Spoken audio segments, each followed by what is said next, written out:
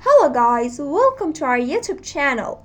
First of all, if you are interested in medical world, subscribe our channel to learn about your body in easy way. Today we have a love story in medical world. Once upon a time there was a girl who called ovum. This girl has a lot of lower which they are called a spermatozoa. The ovum has beautiful castle which it's called uterus. Uterus has different sections.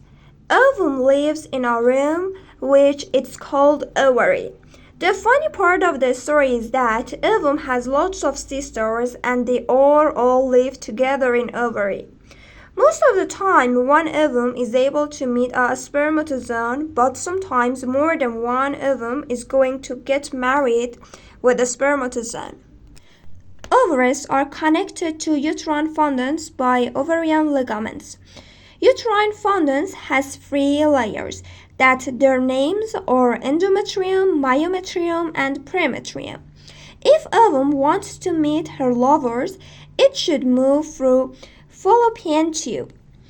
Spermatozoans should pass the gate of uterus, vagina, and cervix, and then they are able to visit ovum. Sometimes two or more ovums are going to visit spermatozoans. Now let's know more about the groom of the story. The sperm cell is a microscopic and flagellated motile cell with a unique structure that is made up of a head, midpiece, and a tail. The whole body of a sperm is covered by a layer of the plasma membrane. The three main parts of the sperm are head, body, and tail. The head region is usually a flat pear-shaped structure with a pointed tip and a bored base that contains the genetic material of the sperm cell within the cell nucleus. It is covered by a cap-like structure called ecrysome, which contains hydrolytic enzymes essential for penetrating the layer of the egg during fertilization. This process is called the ecrysome reaction. The human sperm cell nucleus is haploid, meaning it contains only 23 chromosomes. When this haploid cell fertilizes with the ovum, it produces a diploid zygote containing 46 chromosomes. The body, also called the midpiece, is the middle portion of the sperm cell that contains mitochondria.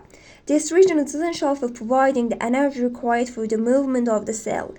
The tail or flagellum of the sperm makes up about 80% of its entire length. The tail gives the sperm cell movement. It contains the axoneme, which is a bundle of microtubules surrounded by mitochondria. In the axoneme, there are two central singlet microtubules surrounded by 9 microtubule doublets. The movement of the flagellum is powered by dynein motor proteins, which use the energy from ATP hydrolysis produced by mitochondria in the midpiece. Conception happens when a sperm swims up through the vagina and fertilizes an egg in the fallopian tube. Of the 300 million human sperm ejaculated during coitus, only about 200 reach the site of fertilization in the oviduct. Once it finds an egg, the sperm must first migrate through the layer of follicle cells and then bind to and cross the egg couch. Finally, the sperm must bind to and fuse with the egg plasma membrane. Only one sperm has chance of going through layers of egg. This event happens in the hours or days after you have unprotected sex. After conception, the fertilized egg implants into the uterus and a pregnancy begins. In the end of this love story, a baby is made by cooperation of this beautiful couple. Thank you for being with us until the end of the story.